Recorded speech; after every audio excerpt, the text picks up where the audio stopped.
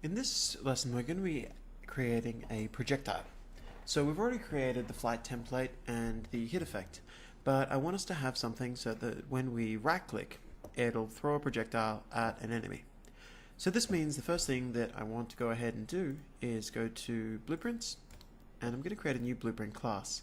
And this is going to be based on a standard actor. And I'm going to call this base projectile. KG. Base projectile will do. Actually, keeping with what we have elsewhere, it should really be KG projectile base.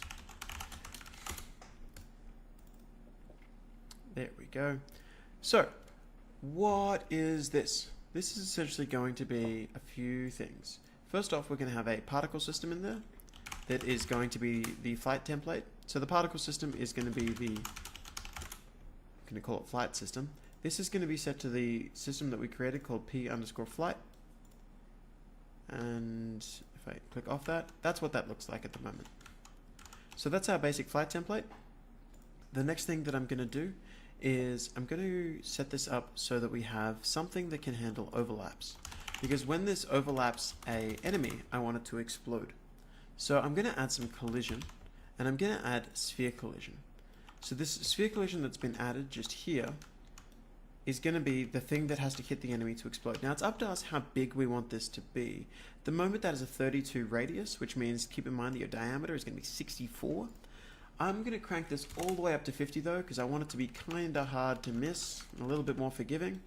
And if I scroll down, I'm going to set this up with a couple of extra options. First off, at the moment it's set to overlap all dynamic, but that's not actually what I want. Now, I want it to overlap the pawn, and I want it to block everything else.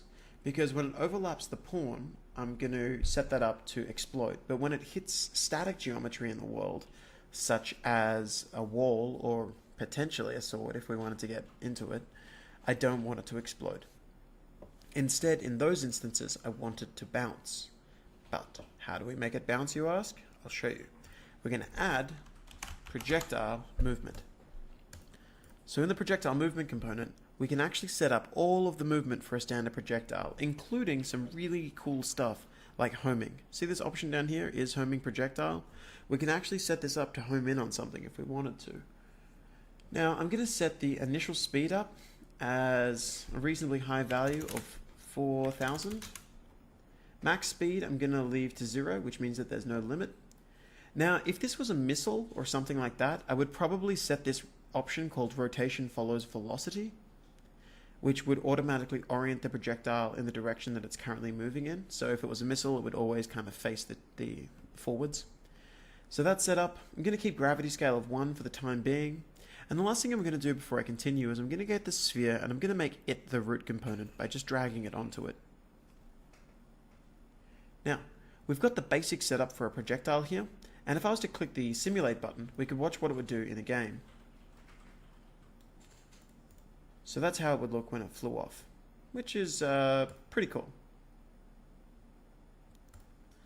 So we've got our basic projectile. We know that it's going to fire off and that that's all set up. So the next thing for us to do is to actually add in the functionality that will allow us to fire this at someone. The last thing I'm going to do to this projectile before we continue is also enable bouncing. Now there's this little option here that says should bounce. So I'm going to check that and make sure that the projectile is going to, kind of bounce around before it's done. And finally, I'm going to set the bounciness here. We can actually set up whether we want it to be fully bouncy or if we want it to lose a bit of velocity as it does it. I personally like to have this set to a reasonably high number. So 1 means no velocity has been lost. So I typically like it to be like 0.8, 0.9. And the other thing that I'm going to change here is I'm going to make sure that this projectile can only ever survive for a certain amount of time. And the reason for that is that you don't want your projectiles just lasting forever if they don't ever hit anyone. So I'm going to go to class defaults, and under actor you'll see this little option that says initial lifespan. So 0 means forever, and instead I'm going to set this to 5 seconds, which is also a pretty long time, and that'll be that. So with that in mind, I'm going to go ahead and give my player the ability to throw projectiles.